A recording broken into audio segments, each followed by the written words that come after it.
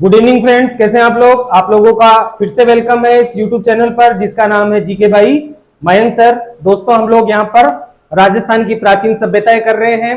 सभ्यताओं की हमारी एक क्लास हो चुकी है जिसमें हमने कालीबंगा सभ्यता का विस्तार से अध्ययन किया था। इसी क्रम में आज हमारी दूसरी क्लास है और बिना समय को खराब किए हम हमारे टॉपिक को स्टार्ट करते हैं। और हमारा जो टॉपिक रहेगा वो रहेगा आहड़ सभ्यता। ठीक है, तो हमारा टॉपिक क्या है? आहड़ सभ्यता। ठीक है, आहड़ सभ्यता कहां है? तो आहड़ सभ्यता है उदयपुर में। ठीक है, नदी, अगर नदी की बात की जाए तो किस नदी के किनारे है? तो आहड़ नदी, इसी को ही बेड़च नदी कहा जाता है। इसके अलावा बनास नदी। तो किस नदी के किनारे है?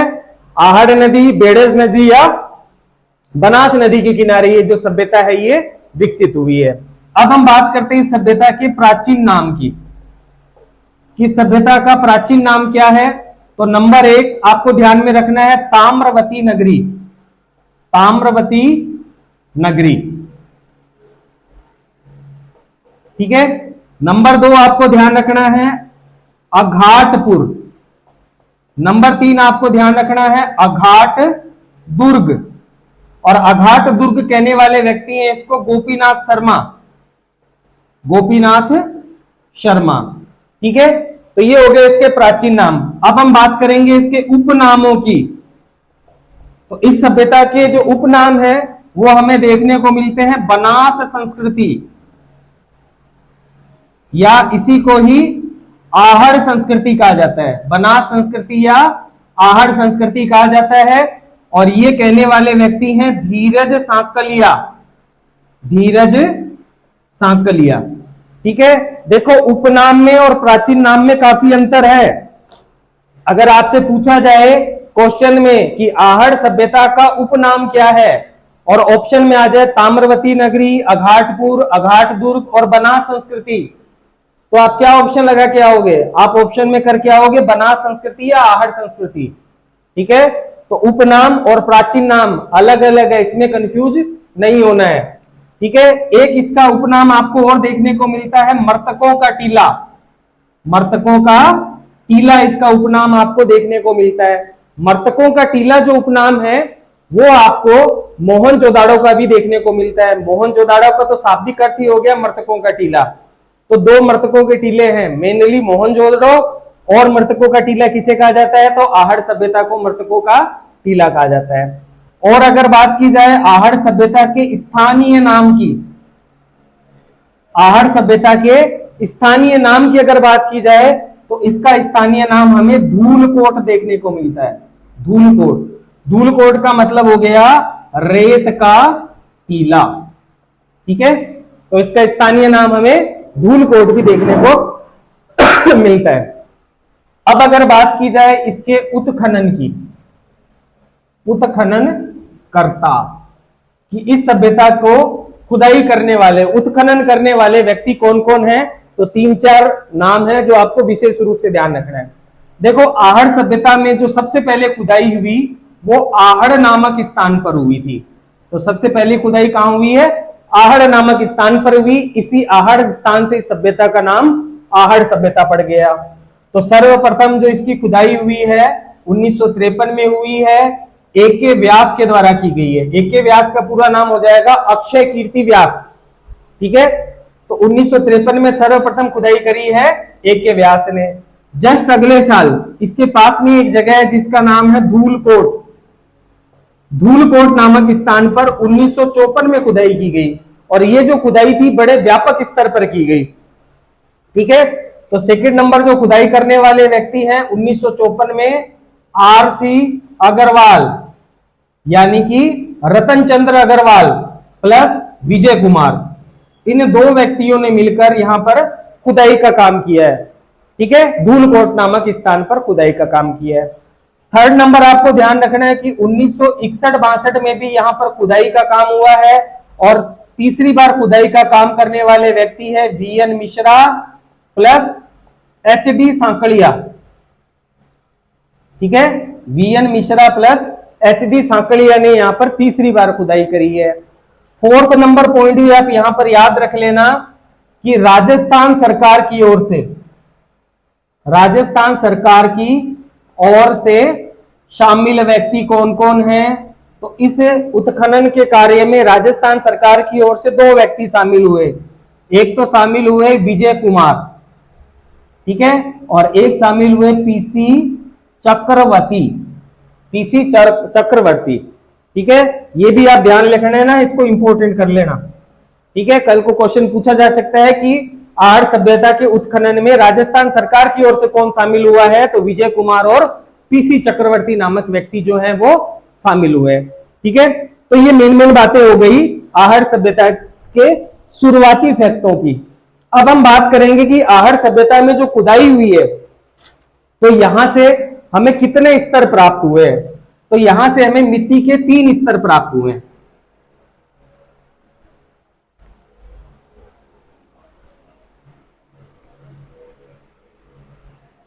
तो देखो, अगर बात की जाए मिट्टी के स्तर या खुदाई के स्तर,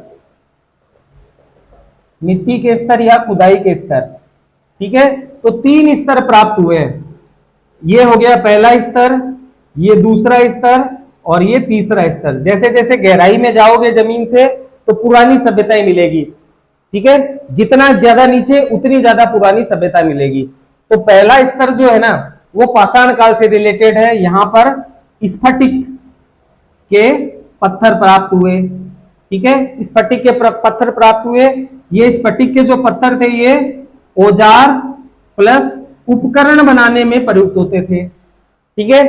दूसरा जो मिट्टी का स्तर है या खुदाई का स्तर है, यहां से हमें तांबे के उपकरण प्राप्त हुए, तांबे के उपकरण प्राप्त हुए और इसमें मुख्य रूप से यहां से हमें तांबा गलाने की भट्टी प्राप्त हुई है, तांबा गलाने की भट्टी प्राप्त हुई है। इसको मोस्ट इंपोर्टेंट क्वेश्चन कर लेना, क्योंकि इस सभ्यता में ये क्वेश्चन जो है वो फेवरेट है, क्योंकि ये क्वेश्चन बार बार पूछा जाता है कि कौन सी सभ्यता से हमें तांबा गलाने की भट्टी प्राप्त हुई है। तो हमारा आंसर क्या होगा?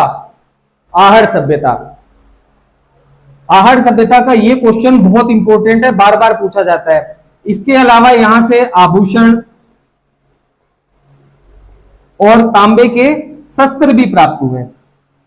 तीसरा जो स्तर है, मिट्टी का जो तीसरा स्तर है, यहां से हमें लोहकालीन अवशेष प्राप्त हुए, लोहकालीन अवशेष प्राप्त हुए, प्लस यहां से हमें मृद भांड भी प्राप्त हुए। मृद भांड का मतलब होता है मिट्टी के बने हुए बर्तन। अगर इस आहड़ सभ्यता के मृद भांडों की बात की जाए तो आहड़ सभ्यता से हमें काले प्लस लाल मृद भांड प्राप्त हुए, काले प्लस लाल मृद भांड प्राप्त हुए। काले और लाल मृद भांड को निम्न स्तर के मृद भांड कहा जाता है, ठीक है।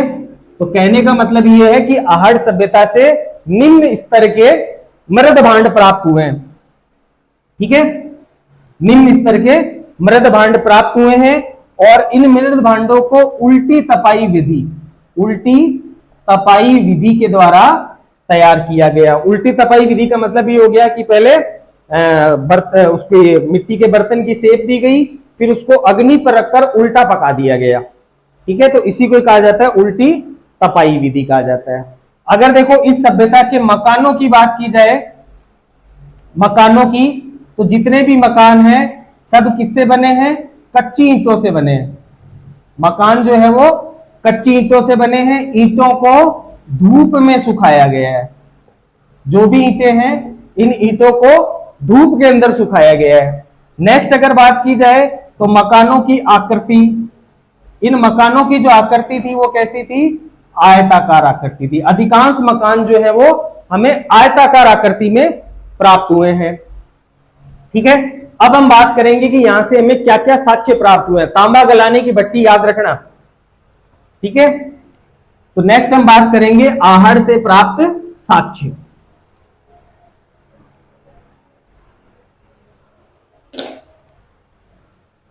नेक्स्ट हो जाएगी बात आहड़ से प्राप्त साक्ष्य। तो आहड़ से हमें क्या क्या साक्ष्य प्राप्त हुए हैं? तो नंबर 1, संयुक्त चूल्हा, संयुक्त चूल्हों के अवशेष भी हमें यहां से प्राप्त हुए हैं। देखो यहां से हमें एक घर में एक से अधिक चूल्हे प्राप्त हुए हैं, ठीक है। तो एक घर में एक से अधिक चूल्हों का मतलब ये हो गया कि यहां पर बड़े बड़े परिवार रहा करते थे, संयुक्त परिवार रहा करते थे, ठीक है। इसीलिए यहां पर एक घर में एक से अधिक चूल्हे प्राप्त हुए। यहां पर एक घर था, वहां से 6 चूल्हे प्राप्त हुए, एक घर से 6 चूल्हे प्राप्त हुए, ठीक है। और इन चूल्हों के पास में महिला की हथेली के निशान थे, महिला हथेली के निशान भी हमें प्राप्त हुए हैं, ठीक है। कोई महिला थी, उसने ऐसे हाथ की अपने छाप दी हुई थी, तो वो हमें यहां से प्राप्त हुए हैं, ठीक है। एक घर में एक से अधिक चूल्हे होने का मतलब क्या है कि यहां पर संयुक्त परिवार रहा, संयुक्त परिवार प्रथा रही होगी, ठीक है। तो पहला साक्ष्य हो गया संयुक्त चूल्हे। दूसरा साक्ष्य हो जाएगा यूनानी सिक्के। यहां से यूनानी सिक्के प्राप्त हुए हैं, 6 तो सिक्के मिले हैं प्लस 3 मोहरें प्राप्त हुई है, 6 सिक्के मिले हैं और 3 मोहरें प्राप्त हुई है। जो सिक्के हैं ना, सिक्कों पर अपोलो, अपोलो का चित्र मिला है, ठीक है। अपोलो कौन है? तो यूनानी देवता है, तो यूनानी देवता अपोलो के चित्र प्राप्त वाले सिक्के मिले हैं। और इसमें यूनानी भाषा में लेख है, यूनानी भाषा में लेख भी लिखा हुआ है। अब ये जो अपोलो है, देवता है, यूनानी देवता, इनको तीर, तरकश, ठीक है, और तलवार के साथ में दिखाया गया है। तो ये मेन जो सिक्के हैं, सिक्कों के बारे में भी आपको ध्यान में रखना है, ठीक है। थर्ड नंबर अगर हम बात करें इनके मुख्य खाद्यान्न की, मुख्य फसल, तो इनकी मुख्य फसलें हो जाएगी जौ, चावल और गेहूं, ये इनकी मुख्य खाद्यान्न फसलें थी। नेक्स्ट अगर बात की जाए नंबर 4, तो बिना हत्थे वाला जल पात्र प्राप्त हुआ है, यानी कि एक पानी पीने का बर्तन मिला है और उस बर्तन पे किसी प्रकार का कोई हत्था नहीं है। इस प्रकार के बर्तन ईरान और बलूचिस्तान में बहुत बड़ी मात्रा में पाए गए हैं। तो इस सभ्यता का मतलब समानता जो है जल पात्र के हिसाब से ईरान और बलूचिस्तान से होती है, ठीक है। तो ईरान प्लस बलूचिस्तान से समानता, ठीक है। ये जो बिना हत्थे वाले जल पात्र हैं, ये ईरान और बलूचिस्तान में ज्यादा बनाए जाते थे, तो उनसे इसकी समानता हो रही है। नेक्स्ट अगर देखो बात की जाए नंबर 5, तो दीपक के अवशेष मिले हैं, दीपक के अवशेष मिले हैं, ठीक है। और अगर बात की जाए नंबर 6, इंपोर्टेंट कर लेना इसको, नंबर 6 को, ठीक है। टेराकोटा, टेराकोटा पद्धति से निर्मित, टेराकोटा पद्धति से निर्मित बैल, ठीक है, एक बैल की मूर्ति प्राप्त हुई है टेराकोटा पद्धति से निर्मित। टेराकोटा का मतलब हो गया मिट्टी को पकाकर बनाई गई मूर्ति, ठीक है। तो पकी हुई मिट्टी से निर्मित एक बैल की मूर्ति प्राप्त हुई है और इस बैल को बनासियन, बनासियन बुल की संज्ञा दी गई है, यानी कि बनासियन बुल कहा गया है, ठीक है। नेक्स्ट अगर बात की जाए नंबर 7, तो नंबर 7 आपको याद रखना है गोरे प्लस कोठे। गोरे या कोठे क्या था? तो अनाज संग्रहण के पात्र, कुछ ऐसे पात्र मिले हैं जिनमें अनाज को भरकर रखा जाता था और इन्हीं अनाज संग्रहण के पात्रों को स्थानीय भाषा में गोरे प्लस कोठे कहा जाता था, ठीक है। तो अनाज संग्रहण के पात्र, स्थानीय नाम, इसका स्थानीय नाम क्या था? गोरे प्लस कोठे, ठीक है। तो ये मेन बात हो गई यहां से प्राप्त हुए साक्ष्यों के बारे में, ठीक है। नेक्स्ट हम बात करेंगे इस सभ्यता के बारे में कुछ फैक्ट्स की और बात करेंगे इनके अंतिम संस्कार पद्धति की, ठीक है। और देखो अगर बात की जाए तो यहां से आभूषण भी मिले हैं, जैसे माणक, माणक के आभूषण, लड़ियों वाला हार, लड़ियों वाला हार। इसके अलावा कर्ण आभूषण भी मिले हैं। कर्ण आभूषण का मतलब कानों के आभूषण भी यहां से प्राप्त हुए। अब नेक्स्ट अगर देखो बात की जाए तो इनके अंतिम संस्कार विधि की बात की जाएगी। ये लोग जो अंतिम संस्कार करते थे उसमें शव को कपड़े और आभूषण के सहित गाड़ दिया जाता था। ठीक है, तो अंतिम संस्कार, आहड़ सभ्यता का अंतिम संस्कार पद्धति की अगर बात की जाए तो शवों को कपड़ा प्लस आभूषण के साथ गाड़ दिया जाता था। ठीक है, कपड़े और आभूषण पहने हुए कपड़ों उनको गाड़ दिया जाता था।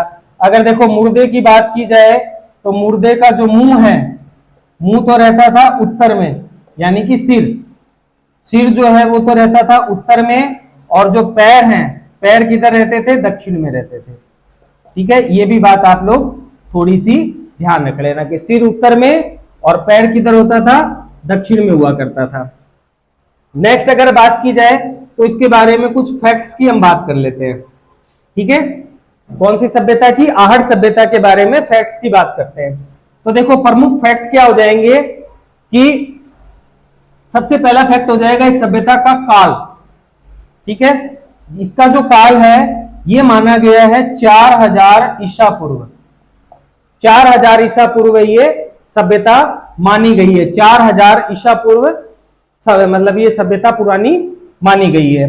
अगर देखो इसकी बात की जाए तो नंबर फर्स्ट आपको ध्यान रखना है कि इसका काल जो है वह 1900 से 1200 ईसा पूर्व बताया गया है, और वो बताया गया है गोपीनाथ शर्मा के द्वारा। गोपीनाथ शर्मा के द्वारा इसका काल 1900 से 1200 ईसा पूर्व बताया गया है। सेकेंड नंबर आपको ध्यान रखना है कि 2000 से 1200 ईसा पूर्व, और 2000 से 1200 ईसा पूर्व जो इसका काल बताया जा रहा है वो C14 पद्धति के द्वारा बताया जा रहा है। C14 पद्धति कहलाती है रेडियो कार्बन पद्धति।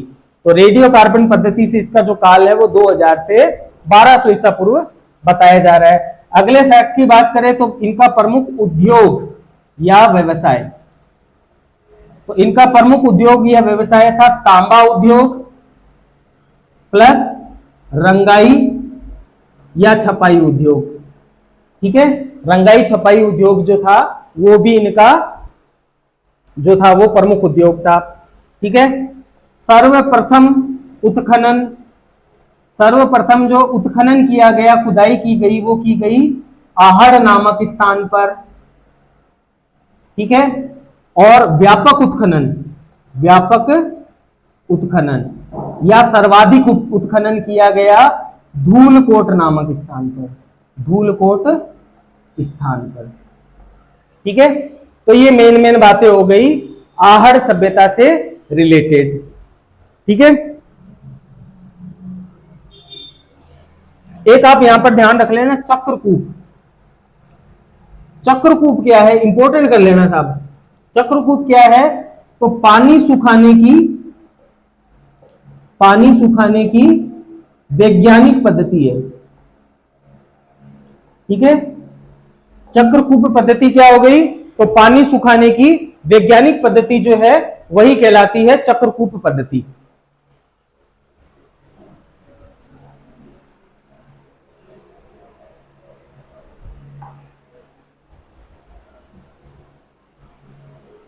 तो जो नेक्स्ट सभ्यता है इसके बाद में वो सभ्यता है हमारी गणेश्वर सभ्यता। ठीक है, तो आहड़ सभ्यता के बाद में जो नेक्स्ट सभ्यता आ रही है उसका नाम है गणेश्वर सभ्यता। गणेश्वर सभ्यता, गणेश्वर सभ्यता कहां है?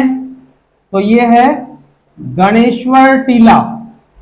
गणेश्वर टीला नीम का थाना, और नीम का थाना कहां पड़ता है? सीकर में। तो ये सभ्यता कहां स्थित है? गणेश्वर टीला, नीम का थाना, सीकर में।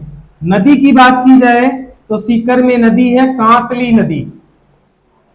तो ये सभ्यता कांतली नदी के किनारे स्थित है। इसका काल, इस सभ्यता का जो काल है वो है 2800 ईसा पूर्व, और C14 पद्धति द्वारा, रेडियो कार्बन पद्धति के द्वारा इसका जो काल है वो 2800 ईसा पूर्व निर्धारित किया गया है। उत्खनन करता, उत्खनन करता, यहां पर उत्खनन करने वाले व्यक्ति कौन कौन है? तो दो व्यक्ति हैं, एक तो है RC अग्रवाल, रतन चंद्र अग्रवाल, और दूसरे हो जाएंगे विजय कुमार। इन दो जनों ने मिलकर यहां पर खुदाई का कार्य किया था। कब किया था? तो 1977 में यहां पर खुदाई का कार्य किया गया है। ठीक है, नेक्स्ट अगर इसमें बात की जाए तो यहां से प्राप्त साक्ष्य, प्राप्त साक्ष्य, तो यहां से हमें क्या क्या साक्ष्य प्राप्त हुए? तो पहला साक्ष्य हमें प्राप्त हुआ तांबे के उपकरण व शस्त्र, तांबे के बने हुए उपकरण व शस्त्र प्राप्त हुए, जिनमें तीर, तरकश, भाले, सुइयां, फरसे प्लस कुल्हाड़ी, ये सब चीजें हमें यहां से प्राप्त हुई है। और ये सब चीजें जो है 99% चीजें तांबे की बनी हुई है। तो यहीं पर मैं नोट लगाकर लिख देता हूं कि 99% उपकरण, 99% उपकरण तांबे से निर्मित है, तांबे से बने हैं। इससे एक बात ये पता चलती है कि यहाँ के लोग केवल तांबे धातु से परिचित थे और किसी भी धातु से परिचित नहीं थे। तो एक नया प्रकार का यहाँ से क्वेश्चन पूछा जा सकता है कि ऐसी कौन सी सभ्यता है जहां के लोग केवल तांबे से परिचित थे? तो गणेश्वर सभ्यता, आप याद रखना। ठीक है, तो इसी नोट में मैं लिख देता हूं कि यहां के लोग केवल तांबा धातु से परिचित थे, तांबा धातु से परिचित थे, अन्य किसी भी धातु से ये लोग परिचित नहीं थे। और देखो अगर बात की जाए और यहां से क्या मिला है, तो मोस्ट इंपोर्टेंट कर लेना, ये एग्जाम में बार बार पूछा गया है, इतनी बार पूछा गया है कि मुझे खुद को याद नहीं है। ठीक है, तो यहां से जो मिला है वो मिला है मछली पकड़ने का कांटा, मछली पकड़ने का कांटा।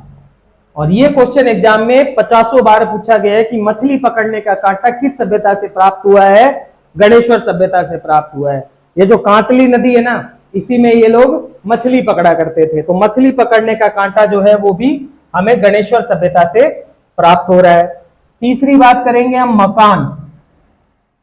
तो इनके जो मकान थे वो मकान पत्थरों से निर्मित है, मकान पत्थरों से निर्मित है। मकान में ईंटों का प्रयोग नहीं किया गया है, कहीं पर भी मकान में ईंटों का प्रयोग नहीं किया गया। जितने भी मकान हैं ज्यादातर मकान पत्थरों से निर्मित यहां पर आपको मिलेंगे।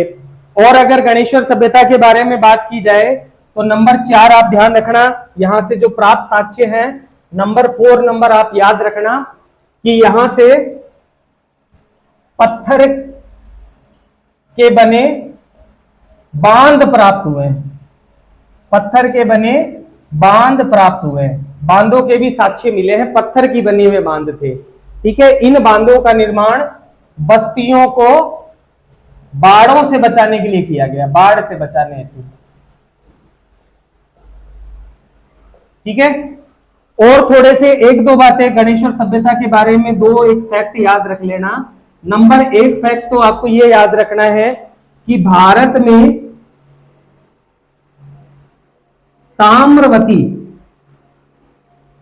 ताम्रवती संस्कृति की जननी गणेश्वर सभ्यता को कहा जाता है, गणेश्वर सभ्यता को कहा जाता है।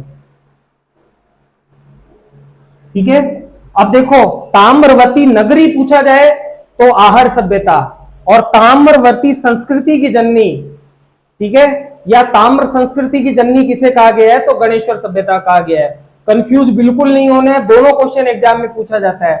ताम्रवती नगरी तब तो आहड़ सभ्यता। और ताम्रवती संस्कृति की जननी कहा गया है तो वो किसको कहा गया है, वो गणेश्वर सभ्यता कहा गया है। और एक गणेश्वर सभ्यता के बारे में आप लोग ये बात ध्यान रख लेना कि गणेश्वर सभ्यता को ताम्र संचय निधि या ताम्र संचयी सभ्यता भी कहा गया है। ठीक है, ताम्र संचयी निधि या ताम्र संचयी सभ्यता किसे कहा गया है, तो गणेश्वर सभ्यता को ही कहा गया है। ठीक है, इसके अलावा अगर हम बात करें यहाँ के मृत भांडों की, तो यहां से जो मृत भांड मिले हैं वो मिले हैं काला प्लस नीला। ठीक है, इसको भी इंपॉर्टेंट कर लेना। तो यहाँ के मृत भांड कौन से हैं, काला प्लस नीला मृत भांड। काले और नीले मृत भांड को कृपाणवर्षी, कृपाणवर्षी या ऋषभवर्षी, कृपाणवर्षी या ऋषभ वर्णी मृत भांड भी कहा जाता है। तो ये इंपॉर्टेंट बात है, ये भी आपको याद रखनी है। अगर इनके जानवरों की बात करें तो सुअर, बकरी, भेड़, मुर्गा, ठीक है, इन सब जानवरों से, हिरण, इन सब जानवरों से ये इस सभ्यता के लोग परिचित थे। तो ये मेन बातें हो गई हमारी गणेश्वर सभ्यता से रिलेटेड। अगली जो सभ्यता है वो है रंगमहल सभ्यता।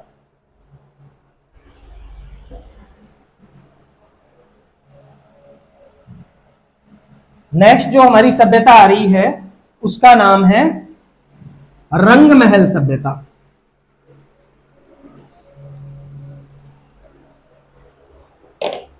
नेक्स्ट सभ्यता है रंगमहल, रंगमहल सभ्यता। रंगमहल सभ्यता कहां है, तो हनुमानगढ़, हनुमानगढ़ में ये सभ्यता है। नदी, हनुमानगढ़ में कौन सी नदी है, घग्गर, इसी को ही सरस्वती कहा जाता है। ठीक है, इसी को ही मृत नदी कहा जाता है, इसी को ही दिवेशवती कहा जाता है और इसी को ही नट नदी कहा जाता है। ठीक है, मेनली घग्गर या सरस्वती नदी ऑप्शन में हमको देखने को मिलता है। उत्खनन, यहां पर उत्खनन करने वाले जो व्यक्ति है उनका नाम है हन्ना रीड।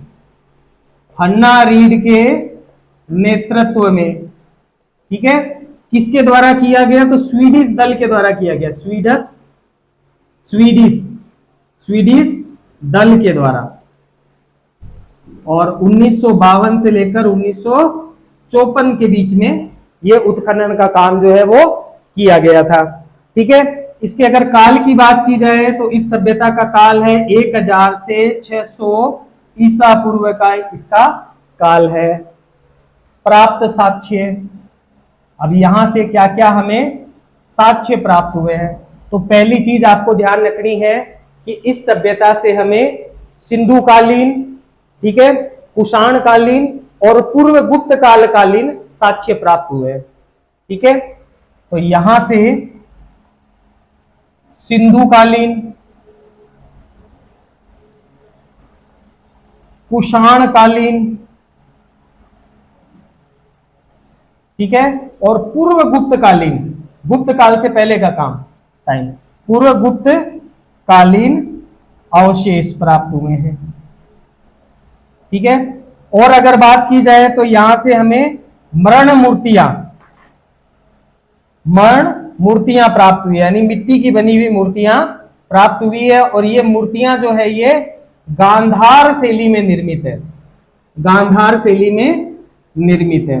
देखो, उत्तर भारत में जो मूर्ति बनाने की कला थी उसमें दो शैलियां प्रसिद्ध थी। दक्षिण की बात नहीं कर रहे, उत्तर भारत की। उत्तर भारत में दो शैलियां थी मूर्ति निर्माण की, एक तो मथुरा शैली और दूसरा गांधार शैली। मथुरा शैली में जैसे भगवान वगैरह उनको एकदम कोमल सा दिखाया जाता है, और गांधार शैली में जो भी मूर्ति का निर्माण होता था उसमें भगवान को एकदम यो बॉडी बिल्डर टाइप, हष्ट पुष्ट टाइप में दिखाया जाता था। तो यहां से जो भी मूर्तियां मिली है वो कैसी शैली में मिली है, गांधार शैली में निर्मित मूर्तियां मिली है। तीसरा आपको ध्यान रखना है कि यहां से सिक्के प्राप्त हुए हैं। कौन कौन से सिक्के प्राप्त हुए हैं, तो यहां से वासुदेव सिक्के, नंबर 2 पंचमार्क सिक्के, नंबर 3 कनिष्क फर्स्ट व सेकंड के सिक्के, कनिष्क फर्स्ट व कनिष्क सेकंड के सिक्के मिले हैं। और इसके अलावा यहां से पूर्व गुप्तकालीन सिक्के भी मिले हैं, पूर्व गुप्तकालीन सिक्के भी हमें प्राप्त हुए हैं। और अगर बात की जाए तो इनका प्रमुख खाद्यान्न, प्रमुख अनाज या प्रमुख खाद्यान्न जो था इनका वो था चावल। ठीक है, तो ये मेन बातें हो गई हमारी रंग महल सभ्यता से रिलेटेड। नेक्स्ट जो सभ्यता आएगी वो आएगी पीलीबंगा सभ्यता। तो पीलीबंगा कहाँ है? हनुमानगढ़ में है, नदी सेम यही रहेगी। ठीक है, तो अभी हम पीलीबंगा सभ्यता के ऊपर चर्चा करते हैं। ठीक है, रंग महल की एक इंपॉर्टेंट बात याद रख लेना आप, रंग महल सभ्यता जो है इसकी एक इंपॉर्टेंट बात कि ये यौधेय गणराज्य, यौधेय गणराज्य की राजधानी था। ठीक है, ये जो रंग महल था, ये रंग महल यौधेय गणराज्य की राजधानी था। प्राचीन काल में गंगानगर और हनुमानगढ़ का जो एरिया है उसे यौधेय जनपद में शामिल किया जाता था। ठीक है, तो ये मेन बातें हो गई हमारी रंग महल सभ्यता की। रंग महल सभ्यता के बाद में नेक्स्ट जो सभ्यता आ रही है वो आ रही है पीलीबंगा सभ्यता।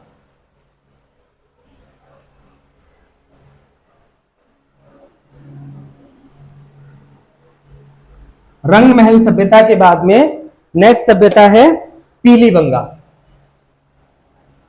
नेक्स्ट सभ्यता हो गई पीलीबंगा सभ्यता। मेन बातें कहां है पीलीबंगा? तो हनुमानगढ़, नदी तो घग्गर, सरस्वती, ठीक है, या इसी कोई नट नदी, मृत नदी या द्वेषवती नदी भी कहा जाता है। ठीक है, और देखो अगर पीलीबंगा की बात की जाए तो पीलीबंगा से हमें प्राप्त साक्ष्य, क्या क्या साक्ष्य प्राप्त हुए हैं? तो नंबर 1 आपको ध्यान रखना है, विशेष प्रकार का घड़ा प्राप्त हुआ। विशेष प्रकार का घड़ा, एक घड़ा मिला जो एक एकदम मतलब अलग ही आकृति में बना हुआ एक घड़ा मिला है जिसे विशेष प्रकार का घड़ा कहा गया और इसे लोकल भाषा में कहा जाता है बूटो। ठीक है, ये जो घड़ा है इसे लोकल भाषा में क्या कहा जाता है? बूटो, स्थानीय नाम।